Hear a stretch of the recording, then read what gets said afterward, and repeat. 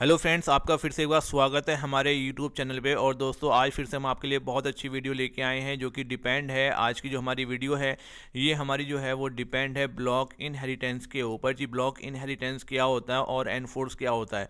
तो दोस्तों, ये दोनों ही चीज़ें हैं, ये हमारे ग्रुप पॉलिसी मैनेजमेंट के अंदर होती हैं और इनको हम जो है ग्रुप पॉलिसी के ऊपर इम्प्लीमेंट करते हैं ताकि किसी यूज़र को क्या परमिशन देनी है और क्या हटानी है।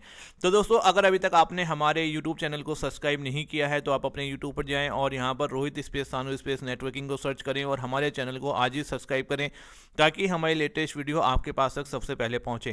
तो चलो दोस्तों, बात करते हैं ब्लॉक इनहेरिटेंस क्या होता है और एनफोर्स क्या होता है। तो इसके लिए दोस्तों यहाँ पर जो है वो हमारे पास एक सर्वर है और साथ में हमारे पास जो है वो एक क्लाइंट भी आप देख सकते हैं। तो दोस्तों चलो, मैं आपको सर्वर में लेके चलता हूँ और यहाँ पर जो है मैं आपको टूल्स में जाके, जो कि हमने सर्वर मैनेजर को ओपन किया हुआ है, हम active directory user and computers के अंदर चलते हैं और यहाँ जाके मैं आपको दिखाता हूँ जी। यहाँ पर मेरे जो है वो मल्टीपल ओयू बने हुए हैं, जैसे एचआर है, आईटी है, आईआईएसटी है, आईटी है, रोहित सानू है, डब्ल्यू है। तो दोस्तों, यहाँ पर जो डब्ल्यू मेरा ओयू बना हुआ है ना, इस ओयू के अंदर मैंने अपना एक जो है यूजर बना रखा है जिसका नाम है W1।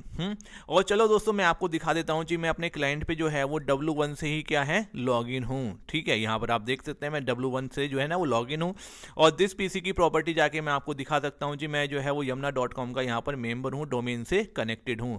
तो मेरे जो डोमेन का नाम है वो yamuna.com है।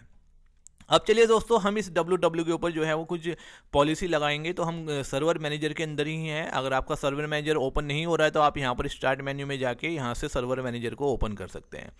अब हम बात करते हैं टूल्स पे। हम लोग टूल्स पे चलते हैं और दोस्तों अब हम जाएंगे ग्रुप पॉलिसी मैनेजमेंट के ऊपर। हमने ग्रुप पॉलिसी मैनेजमेंट पे क्लिक किया। अब दोस्तों आप देख सकते हैं जी, यहाँ पर हमारे जितने भी ओयू हैं वो सब हमें यहाँ पर दिखाई दे रहे हैं। इसी तरीके से दोस्तों हमारा WWOU है जिसका एक W1 यूजर हमारा क्लाइंट साइड पर लॉगिन है और इसकी एक GPO फाइल है जिसका नाम WW है। और ये GPO फाइल आप देख सकते हैं जी, यहाँ पर भी आपको दिखाई देगी क्योंकि ग्रुप पॉलिसी ऑब्जेक्ट के अंदर ये फाइल हमारी यहाँ पर बनती है। ये रही हमारी।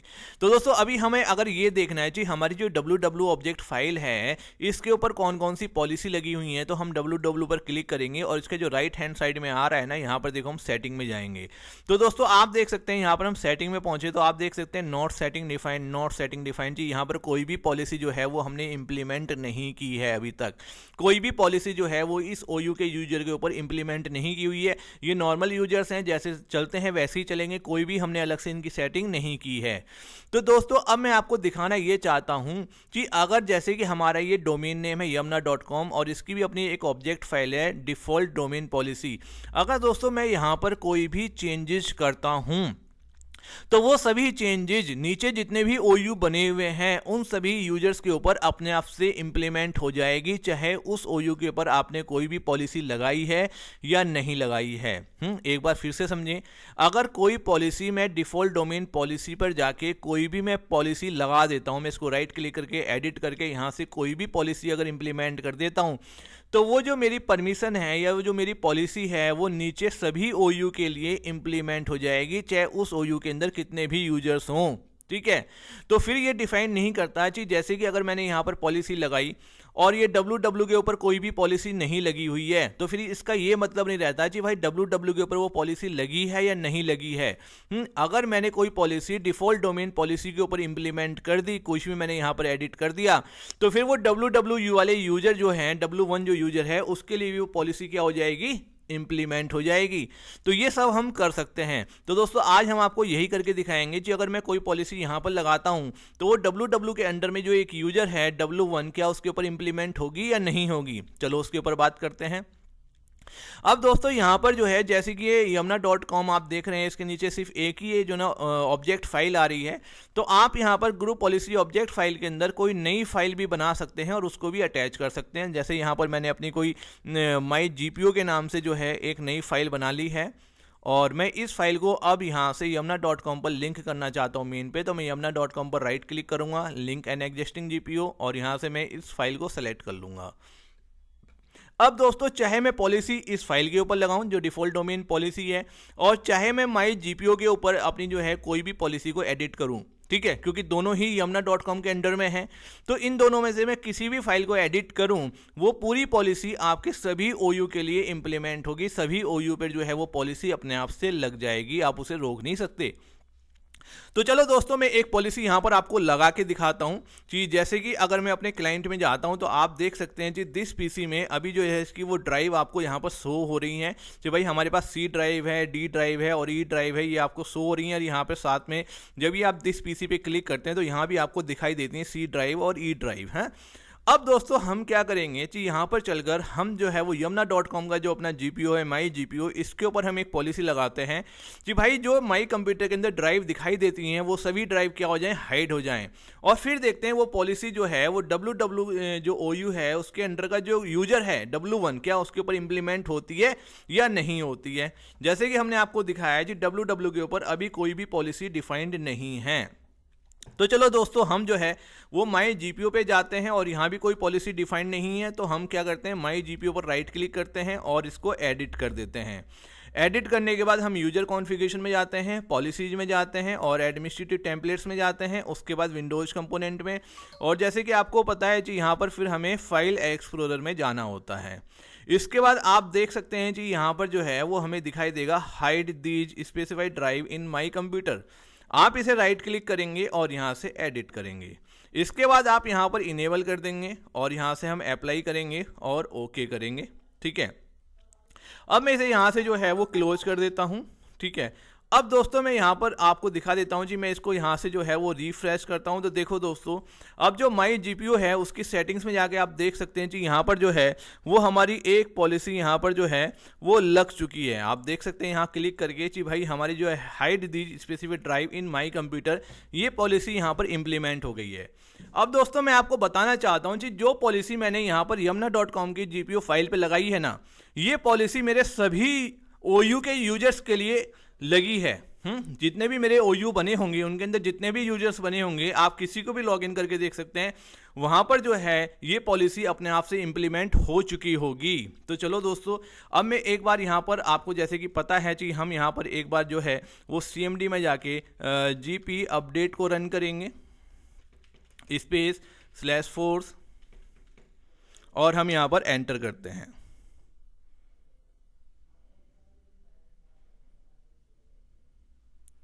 अब आप देख सकते हैं कि यहाँ पर जो हमारी पॉलिसी है वो क्या हो गई है, यहाँ पर सक्सेसफुली कंप्लीट हो गई है ना।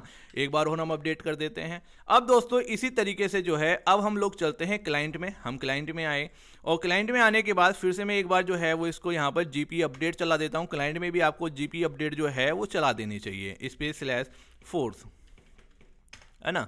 तो यहाँ पर हम क्लाइंट में GP अपडेट चला रहे हैं। अभी हम देख लेते हैं कि दिस पीसी में जाके हमारी जो ड्राइव्स हैं वो अभी हमें दिख रही हैं या नहीं दिख रही हैं। तो दोस्तों देखो, आप जो है वो यहाँ पर देख सकते हैं कि हमारी जो ड्राइव हैं वो हमें यहाँ पर जो है वो दिखनी बंद हो चुकी हैं। कि हमारी जो पॉलिसी है, ठीक है, वो आप देख सकते हैं यहाँ से अपडेट हो चुकी है। तो आप दिस पीसी में जाएं और यहाँ पर जाके आप कितना भी क्लिक कर लें, दिस पीसी में भी आप जाएं तो यहाँ पर भी हमें हमारी जो ड्राइव है वो दिख नहीं रही है। तो दोस्तों इस तरीके से मैंने आपको दिखाया कि हमारी जो ड्राइव है वो यहाँ से हाइड हो चुकी हैं। एक बार आप फिर से समझें कि जो पॉलिसी हम yamna.com की ऑब्जेक्ट फाइल पर लगाएंगे वो पॉलिसी जो है सभी OU के ऊपर इंप्लीमेंट हो जाएगी। जबकि ये यूजर जो W1 है हमारा, ये हमारा बिलोंग करता है www से, और www की जो ऑब्जेक्ट फाइल है उसके ऊपर अभी तक हमने कोई भी पॉलिसी इंप्लीमेंट नहीं की है। तो ये आपको क्लियर हो गया होगा कि अगर हम ऊपर से कोई भी पॉलिसी लगाते हैं, चाहे वो हम डिफॉल्ट डोमेन पॉलिसी पे लगाएं या इसके अंदर कोई दूसरी फाइल को अटैच करें उसके ऊपर लगाएं, वो सभी OU के ऊपर इंप्लीमेंट हो जाएगी। अब दोस्तों जैसे कि मैंने आपको बताया है कि यहाँ पर जो हम प्रैक्टिकल करने वाले हैं वो प्रैक्टिकल करने वाले हैं पहले ब्लॉक इनहेरिटेंस का। तो दोस्तों ब्लॉक इनहेरिटेंस क्या होता है उस चीज़ को समझ लेते हैं। तो चलिए इसको समझने के लिए हम लोग चलते हैं अपने सर्वर पर। तो दोस्तों यहाँ पर देखें आप, जैसे कि यहाँ पर जो हमारी पॉलिसी लगी हुई है वो यहाँ पर लगी हुई है और ये पॉलिसी www जो यूजर्स है उसके ऊपर भी इम्प्लीमेंट हो रही है। लेकिन मैं ये चाहता हूँ कि भाई ये पॉलिसी जो है वो मेरे OU के ऊपर इफेक्ट ना हो, मेरे OU को छोड़ दे, कि जो भी ऊपर से डोमेन पर पॉलिसी लगे वो सभी OU के ऊपर तो वर्क करे, लेकिन मेरे OU के जितने भी यूजर्स हैं उनके ऊपर वो पॉलिसी वर्क ना करे। जैसे कि अभी आप देख पा रहे हैं कि यहाँ पर जो है जो W1 यूजर है ये www OU का मेंबर है और यहाँ पर जो हमारी पॉलिसी है वो इंप्लीमेंट हुई है, वर्क कर रही है ना।